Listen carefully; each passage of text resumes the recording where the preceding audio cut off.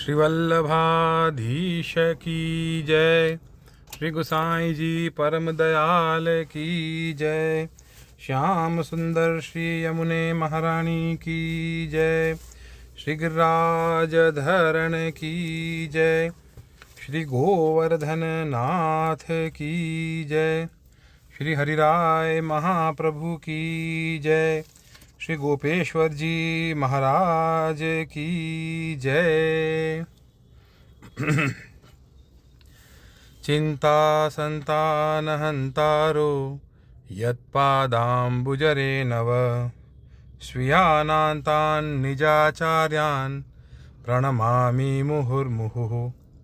यदनुग्रहतो जन्तुः सर्वदुःखातिगो भवेत् तमहं सर्वदा वन्दे श्रीमद्वल्लभनन्दनम्। अज्ञानतिमिरान्धस्य ज्ञानाञ्जनशलाकया चक्षुरुन्मीलितं येन तस्मै श्रीगुरुवे नमः। नमामि हृदये शेषे लीलाक्षीराब्धिशायिनं लक्ष्मीसहस्रलीलाभिः सेव्यमानं कलानिधिं। चतुर्भिश्च चतुर्भिश्च चतुर्भिश्च त्रिभिस्तथा षड्भिर्विराजते योऽसौ पंचधा हृदये मम।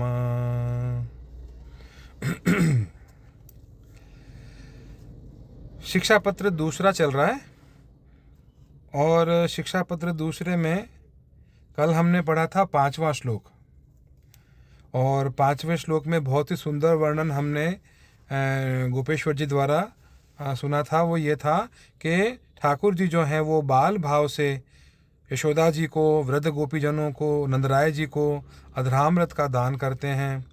और जैसे बाल भाव से लार जो होती है बच्चों की, वो जो लार झरती है ठाकुर जी के मुखारविंद में से, उसका आस्वादन भी अधरामृत जो है वो यशोदा जी, वृद्ध गोपीजन और नंदराय जी बाल भाव से उसका जो है वो प्राप्त करते हैं।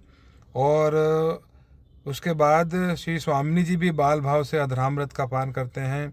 ऐसा हमने पीछे वाले श्लोक में, कल वाले श्लोक में पढ़ा था। आज हम पढ़ेंगे शिक्षा पत्र दूसरे का श्लोक 6। मूलम। मुखाम्बुज निजांगुष्ठ प्रवेशन परायणः भक्ति प्रविष्टस्य गति क्रियाशक्ति विबोधकः। शब्दार्थ। श्री हरिराय जी आज्ञा कर रहे हैं, अपने मुखारविंद में अपने अंगुष्ठ प्रवेश करत हैं। भक्ति में प्रविष्ट ऐसे जीव की गति और क्रिया शक्ति को जतावत हैं। श्री गोपेश्वर जी विवेचन में आज्ञा कर रहे हैं कि श्री ठाकुर जी सुंदर पालने में पोढ़े हैं। अपने अंगुष्ठ को वारंवार मुख में प्रवेश करत हैं। चरण कमल के अंगुष्ठ 2 श्रीहस्त सु पकड़ी के अपने मुख में प्रवेश करत हैं।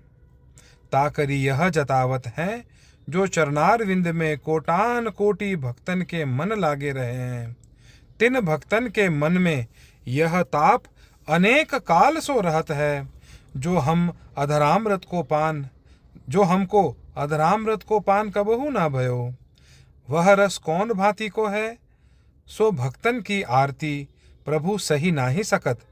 ताते बाल भाव सो कोई जाने नहीं, या भांति चरणारविंद के भक्तन को अधरामृत रस को पान करावत हैं।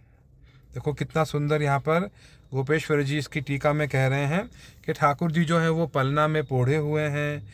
और जैसे हम बच्चों को देखते हैं कि भाई दोनों हाथ से अपने पैर पकड़ लेते हैं और अंगूठा अपने मुंह में डाल देते हैं, तो ठाकुर जी का ऐसा ही वर्णन यहाँ पर गोपेश्वर जी कर रहे हैं कि भाई अपने दोनों हाथों से अपने चरणारविंद पकड़ के ठाकुर जी जो हैं अपने चरणारविंद का अंगुष्ठ जो है अपने मुखारविंद में पधरा देते हैं।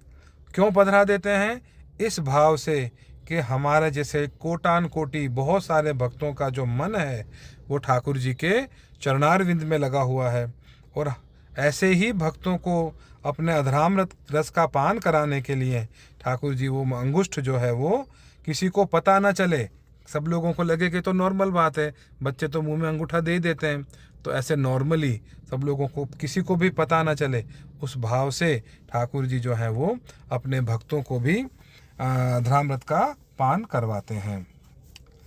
अथवा आगे क्या कह रहे हैं, अथवा प्रभु यह विचार करत हैं, जो मेरे चरणारविंद में ऐसो कहा रस है ना। ठाकुर जी क्या विचार कर रहे हैं कि भाई मेरे चरणारविंद में ऐसो कहा रस है, जो सगरे भक्त चरणारविंद को पूजत हैं, ध्यान धरत हैं, सो रस मैं हूँ तो देखो, और बाल भाव सो आप हूँ चरणारविंद के रस को आस्वादन करत हैं। फिर क्या देखते हैं ठाकुर जी क्या सोचते हैं, या तो प्रभु ऐसा विचार करते होंगे कि भाई मेरे चरणारविंद में ऐसा भला कौन सा स्वाद है, ऐसे मेरे चरणारविंद में क्या ही स्वाद आता होगा, जो सारे भक्त जो भी हैं वो मेरे चरणारविंद का ही ध्यान करते हैं, पूजा करते हैं, सेवा करते हैं। मैं भी तो एक बार देखूं ये कौन सा रस है और कैसा रस है। तो इस भाव से भी ठाकुर जी अपने चरणारविंद का अंगुष्ठ जो है वो अपने मुखारविंद में पधराते हैं।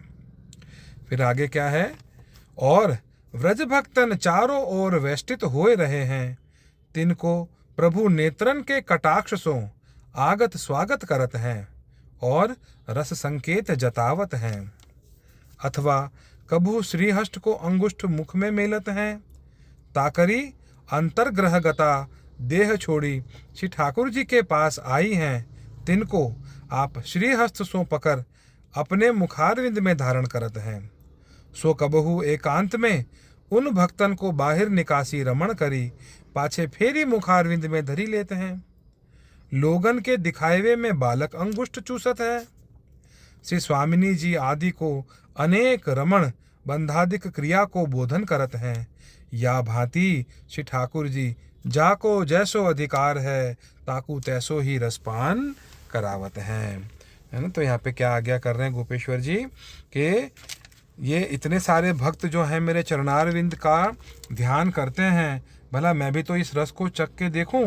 तो वो चरणारविंद के अंगुष्ठ के रस को आप चख के देखते हैं। फिर उसके बाद अपने श्रीहस्त का अंगूठा भी आप मुंह में दे लेते हैं, तो ठाकुर जी के मुंह में पधरा देते हैं। तो ठाकुर जी के जो बहुत ही अंतरंग जितने भी भक्त हैं, जितने भी गोपीजन हैं, उन सबको भी उसी भाव से ठाकुर जी जैसे हाथ पकड़ के कभी अपने मुखारविंद में पधरा लेते हैं और उनको अधरामृत का रस का पान करवाते हैं, तो कभी एकांत में उन भक्तों को अपने मुखारविंद से बाहर निकाल के उनके साथ रमण करते हैं, उनके साथ खेलते हैं। तो लोगों को दिखाने में तो क्या है कि भाई बालक अंगूठा चूस रहा है ना, लेकिन श्री स्वामिनी जी आदि जितने भी गोपीजन हैं, व्रज भक्त हैं, उनको तो ठाकुर जी अपने इस भाव से अंगीकार करते हैं, इस भाव से अधरामृत का पान करवाते हैं, और लोगों को एक लौकिक बालक की तरह ये दिखाते हैं कि बालक तो अंगूठा चूस रहा है। तो जिसका जैसा अधिकार होता है उसको ऐसा ही रसपान ठाकुर जी कराते हैं। इसलिए हम लोगों को ये ध्यान रखना चाहिए कि भाई अगर हम लोगों को ठाकुर जी की कृपा हमारे ऊपर नहीं हो रही है, या ठाकुर जी की कृपा के लिए हम लोग ऐसा विचार कर रहे हैं कि जब ठाकुर जी की कृपा होगी तभी हम लोगों को ठाकुर जी अपनी सेवा का दान करेंगे, तभी हम जब सेवा का ठाकुर जी दान करेंगे और तभी हम इस अधरामृत का पान कर सकेंगे। तो जब जीव का अधिकार होता है, जब श्री महाप्रभु जी की कृपा होती है और जीव का जितना अधिकार होता है उतना ही उसको रसपान करने को मिलता है। अधिकारिता प्राप्त कैसे हो, ये हमने पिछला वाला जो शिक्षा पत्र था उसमें हमने ये पढ़ा था कि हमें पात्रता प्राप्त कैसे हो कि हमें ठाकुर जी का अधरामृत मिल सके, यानी ठाकुर जी की सेवा मिल सके, ठाकुर जी को हम भोग समर्प सकें, ठाकुर जी का अधरामृत, ठाकुर जी का प्रसाद हम लोग ले सकें। तो ये अधिकारिता प्राप्त कैसे होगी, तो ये अधिकारिता श्री वल्लभ की कृपा के बिना प्राप्त नहीं हो सकती। और श्री वल्लभ की कृपा कैसे हो कि हम अनन्य भाव से श्री वल्लभ का दृढ़ आश्रय करें, अनन्य भाव से ठाकुर जी का दृढ़ आश्रय करें। जब हम श्री वल्लभ का अनन्य भाव से दृढ़ आश्रय करेंगे, अनन्य भाव का मतलब क्या कि सिर्फ और सिर्फ श्री वल्लभ के ही चरणारविंद का दृढ़ आश्रय करेंगे, तब जाके अनन्य भक्त जान के श्री वल्लभ कृपा करेंगे। और श्री वल्लभ की जब कृपा होगी तब ठाकुर जी के मुखारविंद का ये जो अधरामृत है वो हमें भी प्राप्त होगा। जब हम प्रभु सेवा पधराएंगे, प्रभु को सुंदर सुंदर सामग्री श्री स्वामिनी जी की कानी से भोग पधराएंगे, तब वो अधरामृत हमें प्राप्त होगा। तो श्री वल्लभ को हम यही विनती करें कि आपकी कृपा हम पे जल्दी हो, जिससे कि ठाकुर जी के ऐसे अधरामृत का पान हमें भी मिल सके। और ऐसे ही ठाकुर जी जो सारस्वत कल्प में विराजे थे, उन्हीं ठाकुर जी की सेवा अपने पुष्टि मार्ग में होती है। इस सिद्धांत को भी श्री हरिराय जी ने यहाँ पे हमें बताया। श्री हरिराय महाप्रभु की जय। श्री गोपेश्वर जी महाराज की जय। 84 वैष्णवन की वार्ता। श्री वल्लभाधीश की जय। 84 वैष्णवन की जय। 84 वैष्णवन की वार्ता में पद्मनाभ दास जी की बेटी तुलसा की वार्ता चल रही है। और पहले वाले प्रसंग में हमने पढ़ा था कि वहाँ पर एक वैष्णव आते हैं तुलसा के घर पे, लेकिन वो सखड़ी नहीं लेते हैं। तो तुलसा को लगता है कि हो सकता है जाति व्यवहार के हिसाब से न लिया हो, तो वो अगले दिन उनको फिर बुलाते हैं और उनको जो है वो पूड़ी वगैरह जो अनसखड़ी नागरी में हम बनाते हैं वो भोग धरने, वो उनको महाप्रसाद के तौर पे लिवाने का कहते हैं। तो उन वैष्णव के सपने में ठाकुर जी आके ये आज्ञा करते हैं कि तुमने तुलसा के घर पे महाप्रसाद, सखड़ी महाप्रसाद क्यों नहीं लिया? तो आप कल जाओ और सखड़ी महाप्रसाद उसके घर पे लेना। फिर वो अगले दिन तुलसा के घर पे आते हैं और सखड़ी महाप्रसाद उनके यहाँ पे लेते हैं। तो ये वाला प्रसंग हमने कल पढ़ा था। अब तुलसा का प्रसंग दूसरा। बहुरी एक दिन तुलसा के घर श्री गुसाई जी पधारे। तब तुलसा ने भली भांति सो सेवा कीनी। ताते श्री गुसाई जी बहुत प्रसन्न भय। और एक दिन श्री गुसाई जी भोजन करी के पूढ़े हते। तब तुलसा ने भगवत वार्ता करी। अति प्रसन्नता में श्री गुसाई जी कही, जो पद्मनाभ दास की संतति ऐसी ही चाहिए। पाछे श्री गुसाई जी ने तुलसा से पूछो, जो ठाकुर जी सानुभावता जतावत हैं? तब तुलसा ने कहो, जो महाराज अब तो पेट भरी खाइयत हैं और नींद भरी सोइयत हैं, और श्री आचार्य जी महाप्रभुन के पंथन को पाठ करियत हैं। तब श्री गुसाई जी बहुत प्रसन्न भये। वह तुलसा ऐसी भगवदीय हती कि ताके ऊपर श्री गुसाई जी बहुत प्रसन्न रहते। ताते इनकी वार्ता कहाँ ताई कहिए। तो यहाँ पे इस वार्ता में ये बताया गया कि श्री गुसाई जी ने उससे पूछा कि ठाकुर जी सानुभावता जनाते हैं क्या? ठाकुर जी बात करते हैं? ऐसे पूछा। ठाकुर जी मांग के और रोकते हैं? ऐसे गुसाई जी ने तुलसा से पूछा। तो तुलसा ने कहा कि अभी तो हम जो है नींद भर सोते हैं, पेट भर खाते हैं और श्री आचार्य जी महाप्रभु के ग्रंथ का पाठ करते हैं। मतलब ये क्या था कि ठाकुर जी की सेवा तो कर रहे हैं, लेकिन अभी तो सिर्फ इतना ही हो रहा है कि सेवा तो पहुंच रहे हैं, लेकिन बस प्रसाद जो मिल रहा है वो पूरा प्रसाद ले रहे हैं, सो रहे हैं और श्री महाप्रभु जी के ग्रंथों का पाठ करते हैं। तो श्री गुसाई जी प्रसन्न भय और उसके ऊपर, तुलसा के ऊपर श्री गुसाई जी सदा ही प्रसन्न रहते। श्री वल्लभाधीश की जय। 84 वैष्णवन की जय। 252 वैष्णवन की वार्ता। 252 वैष्णवन की वार्ता में किसकी वार्ता चल रही है? चतुर्बुद्ध दास जी की वार्ता चल रही है। और चतुर्बुद्ध दास जी की वार्ता में हमने जो कल प्रसंग पढ़ा था उसमें हमने ये पढ़ा था कि चतुर्बुद्ध दास जी दर्शन जो भी करते थे और वही कीर्तन करते थे। तो चतुर्बुद्ध दास जी को नित्य नूतन उत्सवों के दर्शन ठाकुर जी के होते थे, नए नए श्रृंगार के दर्शन होते थे, लीला के दर्शन होते थे। तो वो जो भी कीर्तन करते तो उस कीर्तन में उन्होंने जब श्रृंगार का कीर्तन किया तो मायरी आज और काल और, है ना, ये वाला कीर्तन किया। तो कुछ वैष्णव ने गुसाई जी से पूछा कि भाई लीला तो नित्य है, तो तो ये हर रोज नित्य लीला है, तो हर रोज नूतन क्या है, इसमें नया क्या है। तब श्री गोसाई जी आज्ञा करते हैं कि ठाकुर जी की लीला की यही तो विलक्षणपना है, विलक्षणता यही तो है कि ये हमेशा नई लगती है, नूतन लगती है। तो ये वाली वार्ता हमने कल पढ़ी थी। आज पढ़ रहे हैं हम चतुर्बुद्ध दास जी का वार्ता प्रसंग 5वां। तो एक दिन श्री गोसाई जी गोकुल विराजते और श्री गिरधर जी सो लेके सब बालक श्रीजी द्वार विराजते हते। तब वहाँ रासधारी आए। तब श्रीनाथ जी ने श्री गिरधर जी सो पूछ के परासोली में रास करायो और रास में खूब गान भयो। तब चतुर्बुद्ध दास जी सो श्री गोकुलनाथ जी ने आज्ञा करी, जो तुम कछु गाओ। तब चतुर्बुद्ध दास जी ने कही, जो मेरे सुनवे वारे श्रीनाथ जी नहीं पधारे हैं, जासू मैं कैसे गाऊं। जब श्री गोकुलनाथ जी ने कही, जो श्रीनाथ जी अभी पधारेंगे। ये बात श्री गोकुलनाथ जी की सत्य करवे के लिए श्रीनाथ जी जाग के और गिरधर जी को जगाए के श्रीनाथ जी परासौली पधारे और गिरधर जी पधारे और चतुर्बुद्ध दास को और श्री गोकुलनाथ जी को दर्शन भये और कोई को दर्शन भये नहीं। हाँ, तो यहाँ पे क्या है प्रसंग। एक दिन क्या होता है कि श्री गोसाई जी तो गोकुल विराज रहे थे और गोसाई जी के प्रथम लाल जी श्री गिरधर जी और बाकी सारे बालक जो श्री गोसाई जी के सातों लाल जी हैं, वो सारे बालक जो हैं वो श्रीजी द्वार विराज रहे थे। तो वहाँ पे रासधारी आते हैं, वो जो रासधारी होते हैं ना, जो रास करते हैं, तो वो रासधारी आते हैं। तो श्री गोकुलनाथ जी ने गिरधर जी से पूछा कि भाई रास यहाँ पे मैं परासोली में रास करवाऊँ। तो गिरधर जी ने आज्ञा दे दी कि हाँ करवाओ।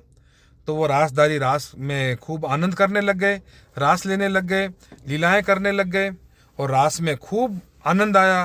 वहाँ पे खूब कीर्तन भये, खूब गान हुए। तब गोकुलनाथ जी ने चतुर्बुद्ध दास जी से आज्ञा की कि कुछ गाओ। तो चतुर्बुद्ध दास जी कहते हैं कि भाई मेरे श्रीनाथ जी तो यहाँ पे विराज नहीं रहे, मैं कैसे गाऊं, किसके लिए गाऊं।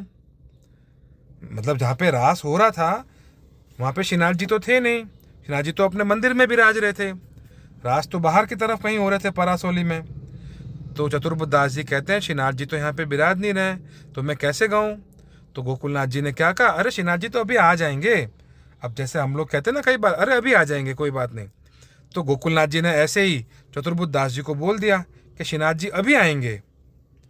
तो श्रीनाथ जी ने, जब श्रीनाथ जी को ये बात पता चली कि भाई गोकुलनाथ जी ने चतुर्बुद्ध दास जी को ऐसे बोला है कि भाई श्रीनाथ जी अभी आएंगे, तो श्रीनाथ जी ने गोकुलनाथ जी की बात को सत्य करने के लिए गिरधर जी को जगाया। पहले खुद जगे, फिर गिरधर जी को जगाया और कहा कि चलो मुझे परासोली ले चलो, वहाँ पे रासधारी आए हुए हैं, मुझे रास देखना है। तो गिरधर जी रात को श्रीनाथ जी को वहाँ पे लेके पधारे और जब वहाँ पे लेके पधारे तो चतुर्बुद्ध दास जी को और गोकुलनाथ जी को, इन दोनों को ही उनके दर्शन हुए। तो उससे आगे पढ़ते हैं। तब श्रीनाथ जी के दर्शन करके चतुर्बुद्ध दास जी गाने लगे।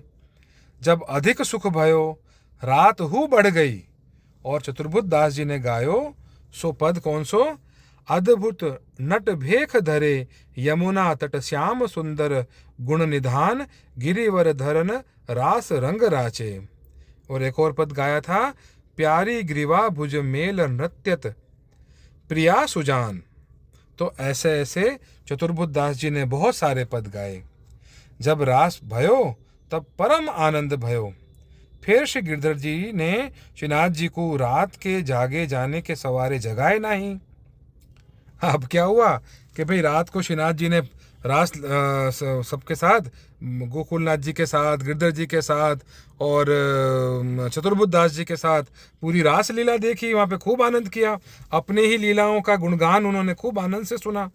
तो रात बहुत हो गई थी, तो श्रीनाथ जी को बहुत रात को पोड़ने में बहुत अवेर हो गई थी, बहुत लेट हो गया था। तो श्रीनाथ जी को पोढ़ा तो दिए लेकिन सुबह जगाए नहीं।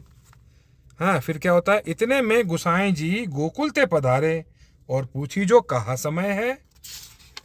तब गिरधर जी ने कहो, जो श्रीनाथ जी जागे नहीं हैं, रात को रास में जगे हते। तब श्री गोसाई जी ने कही, जो श्रीनाथ जी तो सदैव रास करे हैं और सदैव जगे हैं, जासू शंखनाद कराओ। तब शंखनाद कराए के श्रीनाथ जी को जगाए। फिर श्री गोकुलनाथ जी को श्री गोसाई जी ने आज्ञा करी, जो ऐसो आग्रह करी के श्रीनाथ जी को पधरावने नाही, ए तो सदैव अपनी इच्छा ते रास करत हैं, जासू विनती करी के पधरावने नाही। तो वह चतुर्बुद्ध दास जी ऐसे कृपा पात्र हते कि श्रीनाथ जी के बिना दूसरे ठिकाने कबहू गान न करते। तो फिर जब गोसाई जी वहाँ पे पधारे, गोसाई जी ने गिरधर जी को पूछा कि भाई क्या समय है, ठाकुर जी जगे कि नहीं जगे, मंगला हुए कि नहीं हुए, श्रृंगार हुए कि नहीं हुए, ऐसा गोसाई जी ने पूछा। तो गिरधर जी ने कहा कि रात को श्रीनाथ जी रास में बहुत लेट तक जगे थे, इसलिए सुबह जो है वो मैंने जगाया नहीं। तो गोसाई जी ने कहा कि श्रीनाथ जी तो नित्य रात को रास करते हैं, इसलिए अपन को ऐसे नहीं करना और शंखनाद करके उनको जगाओ। और फिर शंखनाद करके जगाया।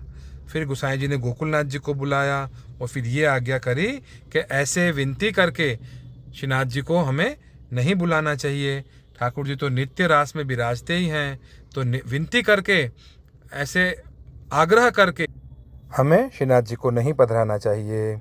तो ऐसे उन्होंने गोसाई जी ने गोकुलनाथ जी को आज्ञा करी। तो चतुर्बुद्ध दास जी ऐसे कृपा पात्र थे कि श्रीनाथ जी के कोई अगर श्रीनाथ जी नहीं विराज रहे हों, श्रीनाथ जी के दर्शन नहीं हो रहे होते थे, तो वो कहीं पे भी कीर्तन या कहीं पे भी गान नहीं करते थे। श्री गोसाई जी परम दयाल की जय। 252 भगवदियन की जय।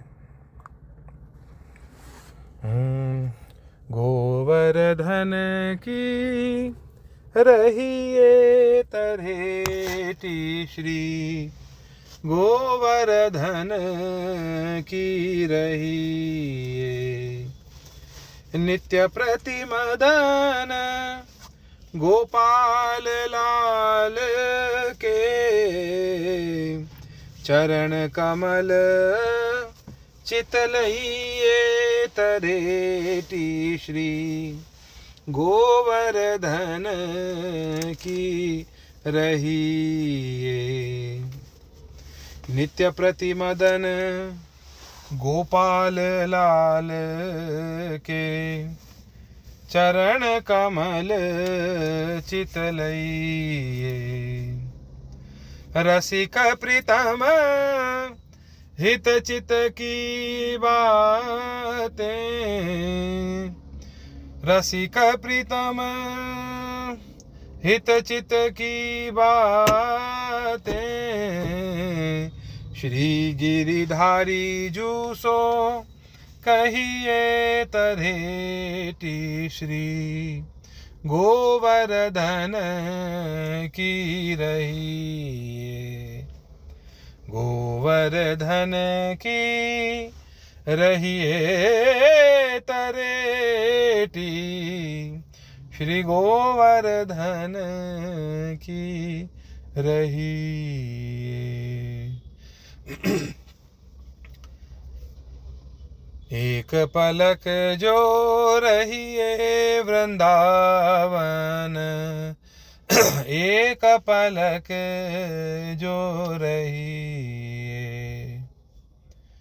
जन्म जन्म के पाप कटत हैं, कृष्ण कृष्ण मुख कहिए वृंदावन, एक पलक जो रहिए। महाप्रसाद और जल यमुना को तनक तनक भर लइए, सूरदास वैकुंठ मधुपुरी, सूरदास वैकुंठ मधुपुरी, भाग्य बिना कैसे पइये वृंदावन, एक पलक जो रहिए, एक पलक जो रहिए वृंदावन, एक पलक जो रहिए। श्री वल्लभ